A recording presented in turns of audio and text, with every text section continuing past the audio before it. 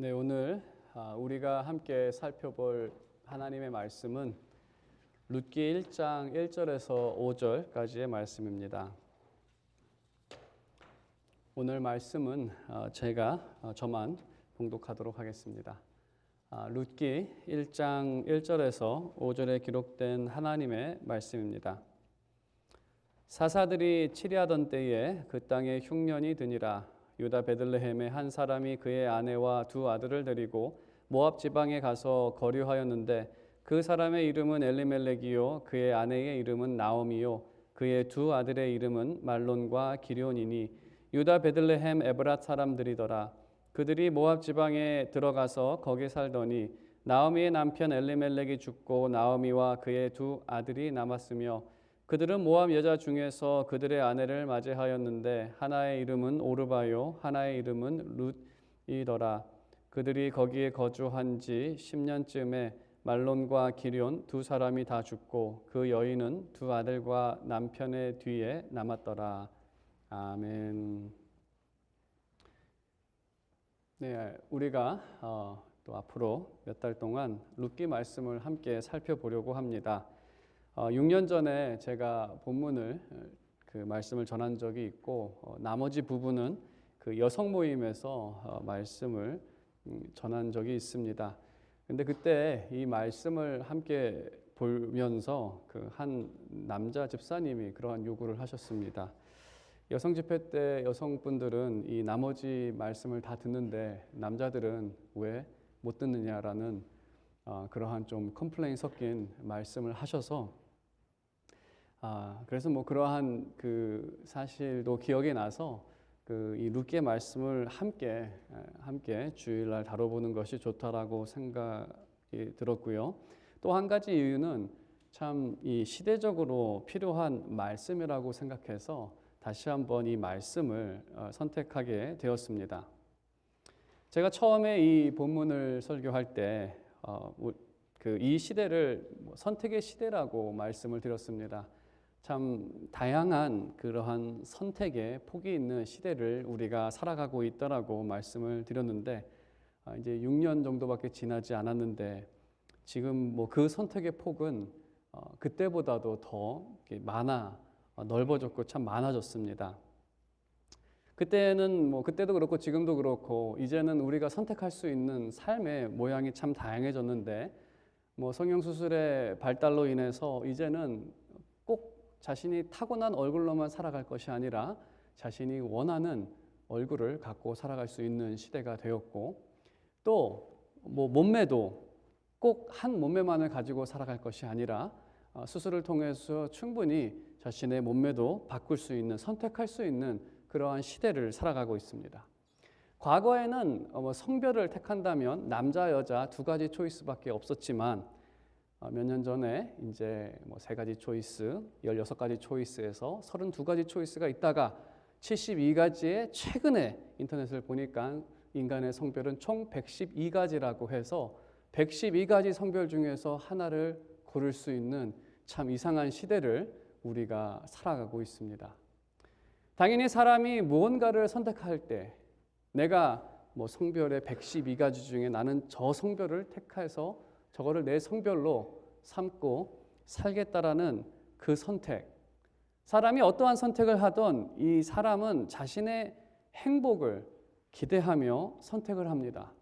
여러분께서 미국을 택하신 것도 여러분께서 지금 갖고 있는 그 직장을 택하신 것도 또 자녀들에게 너희는 이러한 학교를 택하고 또 이러한 삶을 살라는 그러한 모든 선택에는 적어도 더 나은 삶으로 인도할 거라는 이것이 나에게 또 내 자녀에게 조금이라도 더 행복을 가져줄 것이다라는 그러한 기대 가운데 이러한 선택을 합니다.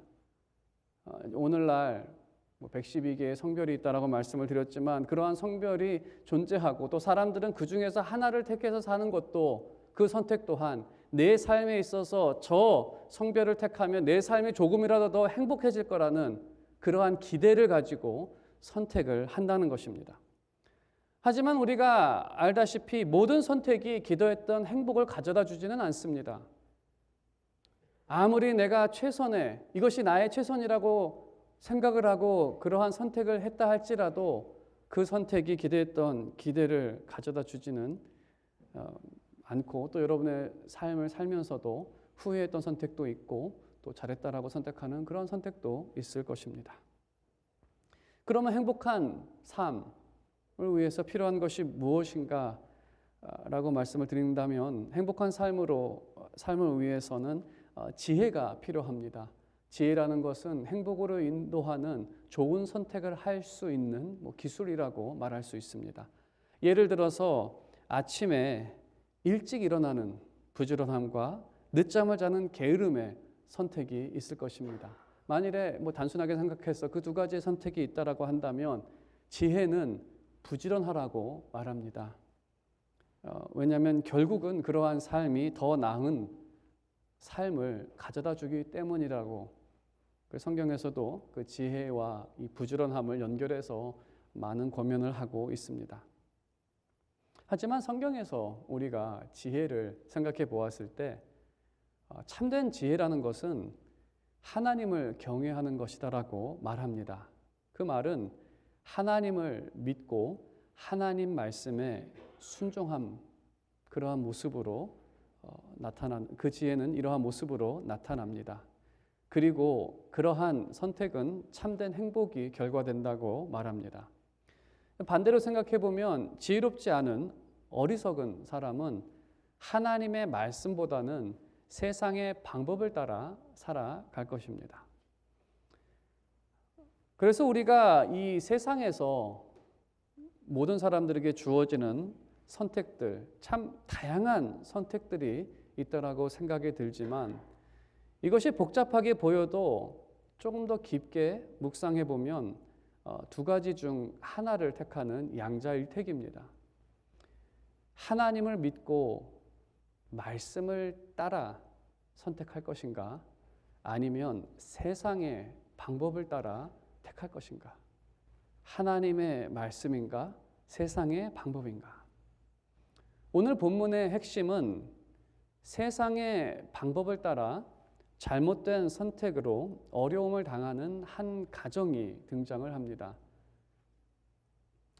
이제 우리가 이 본문을 통해서 행복한 삶을 살기 위해 우리가 택해야 할 삶의 방향이 무엇인지, 그 지혜가 무엇인지를 함께 살펴보기를 원합니다.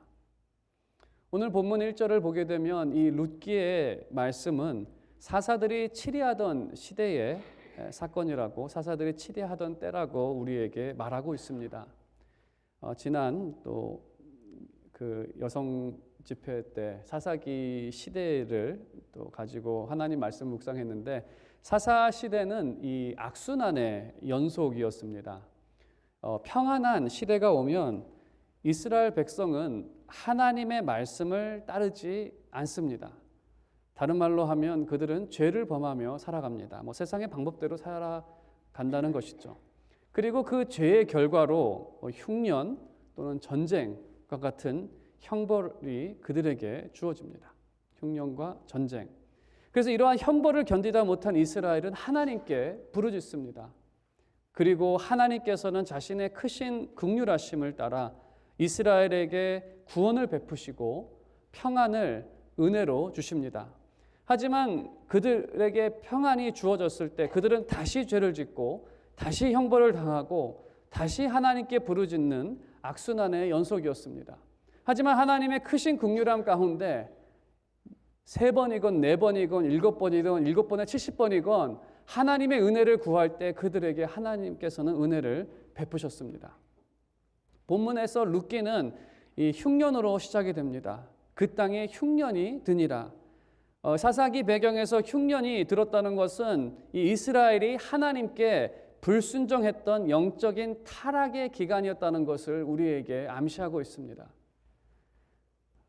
그리고 엘리멜렉이라는 인물을 통해서 당시 이스라엘의 신앙을 우리에게 말하고 있습니다. 그 엘리멜렉이라는 인물은 이스라엘의 신앙을 시사하는 그러한 인물입니다. 엘리멜렉은 흉년이 왔을 때 바른 방법은, 그것에 대한 바른 그러한 그 반응은 회개하고 하나님의 은혜를 구하는 것입니다. 그것이 지혜로운 방법입니다. 하지만 그는 하나님을 신뢰하거나 하나님의 은혜를 구하지 않고 대신 양식을 구하러 모압 땅으로 갑니다.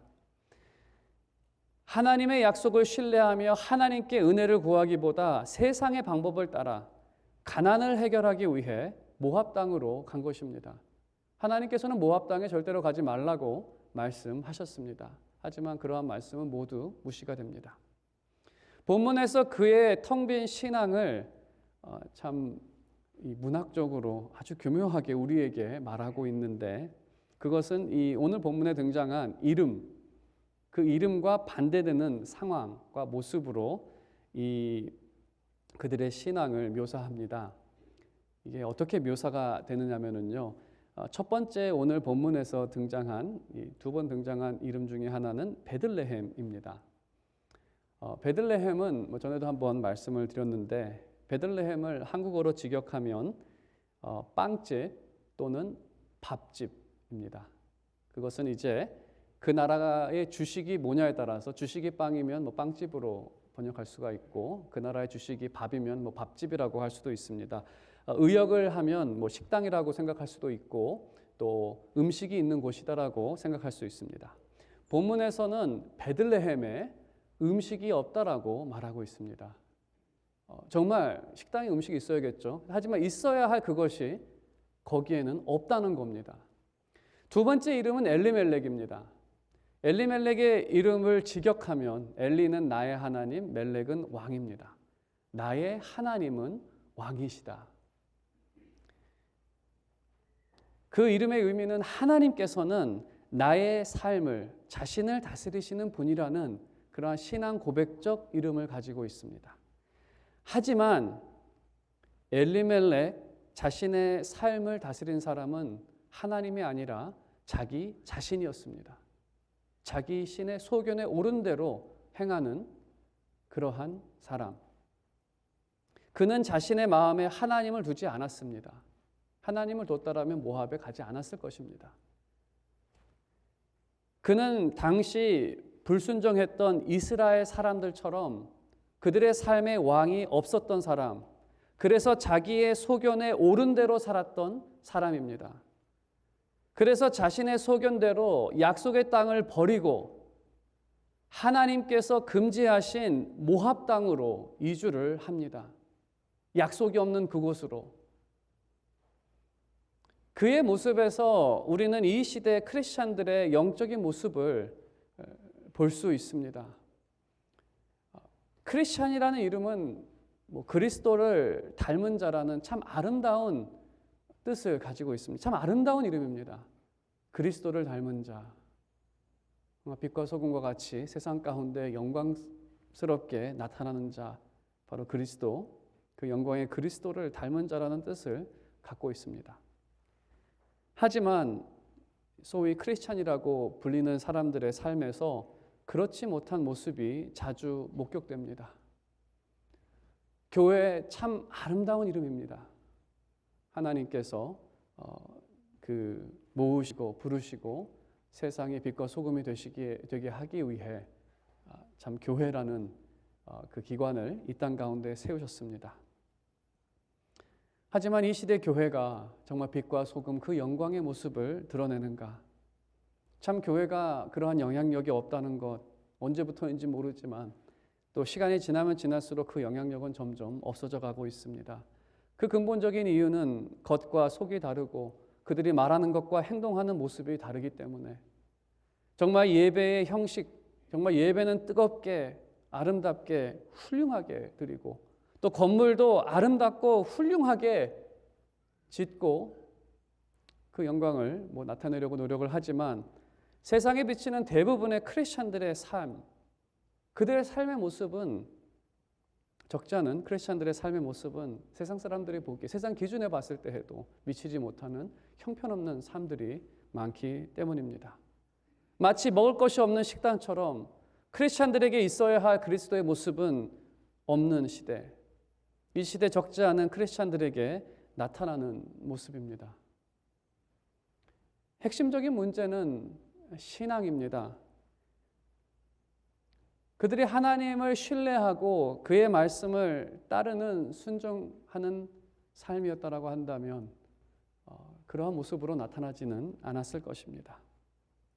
대부분의 적지 않은, 제가 숫자를 어느 만큼인지는 가늠할 수는 없지만 적지 않은 크리스천들의 삶에서는 하나님의 말씀이 아닌 각자의 생각과 경험 그리고 자기 스스로의 지혜대로 판단하며 살아갑니다. 그래서 결국에는 그러한 텅 빈 무늬만 크리스찬이지 실질적으로 크리스찬이 아닌 사람들이 참 많아 보이는 그러한 시대입니다. 이렇게 세상적으로 자기 소견에 오른 대로 판단한 그들의 선택의 결과는 불행이었습니다. 그들이 모압으로 간 후에 머지않아 엘리멜렉이 죽습니다. 그리고 나오미는 과부가 되는 어려움을 만납니다. 구약에서 하나님의 형벌은 흉년 또는 과부가 되는 것과 같이 눈에 보이는 현상으로 보여줍니다. 하지만 신약 시대에는 같은 의미로 적용할 수는 없습니다. 왜냐하면 구약은 이 모세와의 언약 아래에 세대를 살아가고 있고 또 신약 세대는 또 그리스도의 새 언약의 시대이기 때문에 1대1로 적용할 수는 없을 것입니다. 하지만 이제 구약의 배경 안에서 오늘의 본문은 단순히 엘리멜렉이 하나님의 말씀에 불순종하여 형벌을 당했다라는 사실을 우리에게 전하고 있습니다. 그리고 이제 나오미가 새로운 기로에 서게 됩니다. 선택이죠. 또 하나님의 은혜를 바라며 이스라엘로 돌아갈 것인가? 아니면 모압에 남아있을 것인가? 또 선택입니다. 그리고 나오미도 그의 남편을 따라 모압을 선택합니다. 한 단계 더 나아가게 되는데 1절에서 엘리멜렉은 거류할 목적이었습니다. 그래서 거류라는 것은 잠시 있을 계획이었습니다. 하지만 4절에 보게 되면 나오미의 모압의 삶을 거주라고 번역하고 있습니다. 여기서 거주는 영구적으로 있을 목적, 영주 목적으로 이제 모압 땅에 이제 임시가 아니라 영원히 거기에 살겠다는 것이고 또 거주 목적을 위해 모압 여인들을 아들들의 아내로 맞습니다. 당시에 이렇게 결혼을 하는 이유는 그 외지인들은 그곳에서 터를 잡고 살기가 힘들기 때문에 어떤 그 사회의 계급 상승을 위해서는 그 지역 사람과 결혼을 하는 안정적인 삶을 위해 모압 여인을 택한 것입니다. 간단히 말씀을 드리면. 하지만 이 또한 하나님의 말씀과는 거리가 먼 자신의 소견에 오른 대로 택한 하나님께서는 이방인들과의 결혼을 금지하셨습니다. 그리고 광야에서 이스라엘을 괴롭힌 모압 사람들에 대해선 더더욱 교류하지 말 것을 말씀하셨습니다. 하지만 나오미는 이러한 하나님의 뜻, 말씀 무시하고 자신의 소견을 따라 자녀들로 모압 여인들과 결혼하게 합니다. 당연히 그것이 지혜라고 생각했었고 그것이 행복을 위한 가장 좋은 선택이라고 그 여인은 생각했을 것입니다. 그리고 10년 정도는 세상적으로 큰 문제 없이 살았다고 생각합니다. 4절에 보게 되면 10년 정도의 시간이 흘렀습니다. 하지만 10년쯤 지났을 때 아들 둘이 다 죽고 그 집에는 이제 과부가 3명이나 되는, 과부만 3명이 남는, 하나님을 떠나 자신의 의지대로 세상의 방법을 따라 살아갈 때 일시적인 성공과 삶의 기쁨이 있을 수는 있습니다. 하지만 이 나중 형편은 처음보다 못하게 됩니다. 탕자의 비유를 보더라도 탕자가 돈이 있을 동안에는 나름대로 잘 살았을 것입니다. 잔치를 베풀고 친구들이 많고 죄 아래의 삶이 일시적인 즐거움을 줄 수 있습니다. 그리고 이러한 삶이 어쩔 때는 10년, 20년, 30년 아니면 한평생 지속될 수도 있을 것입니다. 하지만 그 후에는 어떻게 되겠습니까? 누가복음 22장 20절 주님께서 이렇게 말씀하십니다. 어리석은 자여 오늘 밤에 내 영혼을 도로 찾으리니 그러면 내 예비한 것이 네 것이 되겠느냐.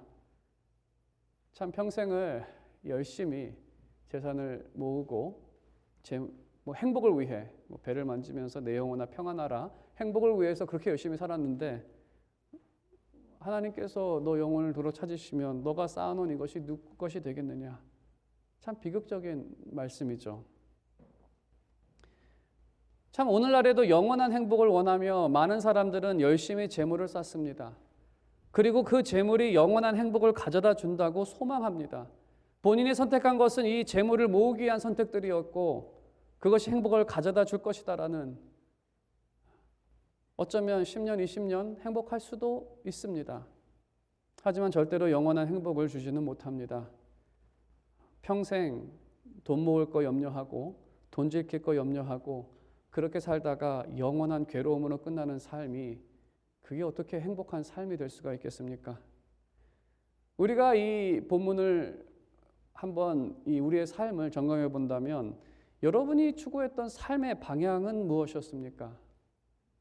가질 수 없는 영원한 행복을 찾아 세상에서 제안하는 방법을 따라 살아가지는 않았습니까? 내가 저거를 택하고 내가 저러한 삶의 방식으로 살고 내가 저 직장을 택하고 내가 저 방법을 세상 사람들은 다 그렇게 살아가는데 내가 남자 여자가 아닌 뭐 어떤 성을 택하면 행복해질 것이라고 생각하는 많은 세상에 참 안타깝고 어리석은 사람들이 많습니다. 여러분의 삶은 어땠습니까? 여러분의 선택은? 이제 나오미는 오늘 본문의 나오미는 모든 것을 잃게 됩니다. 모압의 삶, 완전히 끝이 났죠. 인생이. 하지만 참 다행인 것은 나오미의 이야기가 여기서 끝나지 않습니다. 룻기 우리 오늘 읽은 말씀은 아주 긴 이야기의 극히 일부 5구절을 함께 본 것입니다.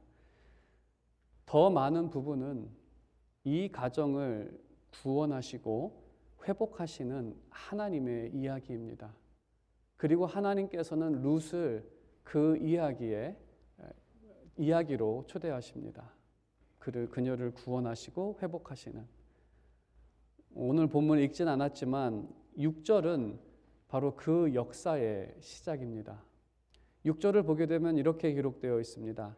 그 여인이 모압 지방에서 여호와께서 자기의 백성을 돌보시사 그들에게 양식을 주셨다함을 듣고 이에 두 며느리와 함께 일어나 모압 지방에서 돌아오려 하여.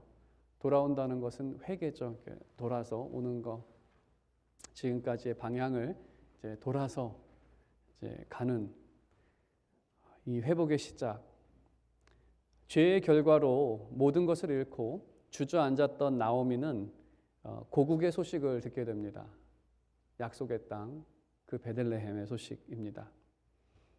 6절에 보게 되면 하나님께서 자신의 백성을 돌보셨다고 기록되어 있습니다. 여기서 돌아보사라는 모습에서 하나님의 신실하신 사랑이 발견됩니다. 이스라엘 백성들은 죄인입니다. 죄인이지만 그들을 자신의 백성으로 삼으시고 하나님께서는 그들의 하나님이 되시겠다라는 약속을 따라 긍휼을 베푸십니다. 그 약속을 따라 내가 너의 백성이 될 것이고 너는 나의 백성이 될 것이고 나는 너의 하나님이 될 거라는 그 하나님의 약속, 그 영원한 약속을 따라 그들을 하나님의 백성으로 여기시고 그들에게 긍휼을 베푸십니다. 주님의 긍휼은 굶주린 이스라엘의 배를 채우게 됩니다. 나오미는 이 소식을 듣게 됩니다. 그리고 그 주님의 은혜를 구하고자 양식을 위해 다시 약속의 땅으로 아주 미흡한 발걸음을 시작합니다. 내가 모압에서는 정말로 아무것도 없기 때문에 모든 것을 잃은 그 상태에서 내가 하나님 계시는 그 베들레헴으로 돌아가면 다시 베들레헴으로 돌아가면 그래도 그 하나님께서 나에게 먹을 거라도 주시지 않을까라는 그 작은 소망을 가지고 이 발걸음을 시작하고 정말 작은 선택이었습니다. 여기서 죽느냐 아니면 돌아가서 은혜라도 간구하느냐. 작은 선택이었고 단순히 먹을 것 때문에 시작된 발걸음이었지만 이 발걸음을 통해 놀라운 역사가 결과됩니다. 우리가 앞으로 살펴볼 내용이지만 정말 세상에는 전혀 소망이 없었던 한 과부의 발걸음이었지만 이 발걸음이 나오미 자신을 구원했을 뿐만 아니라 엘리멜렉의 가문을 다시 세우는 역사로 이루어집니다. 엘리멜렉 가문이 다 망했지만 이 선택 때문에 하나님께서는 그 엘리멜렉의 가문을 다시 세우십니다. 그리고 뿐만 아니라 그 가문을 통해 다윗 왕이 태어나서 그 다윗 왕을 통해 이스라엘을 회복하는 놀라운 역사로 이어집니다. 누가 이 과부의 선택이 그러한 결과를 나타낼 것이다라고 예상이라도 했겠습니까? 그리고 우리 신약의 관점에서 봤을 때 그 선택으로 인해서 예수 그리스도가 다윗을 통해 태어나는 구원의 역사가 일어납니다. 정말 나오미의 발걸음은 세상의 눈에, 세상 사람들이 보기에는 소망이 없어 보이는 저러한 발걸음이 무엇을 변화시킬 수 있을까라고 하는, 하지만 약속 안에서는 소망이 있는 발걸음이었습니다. 그에게는 약속이 있었기 때문에.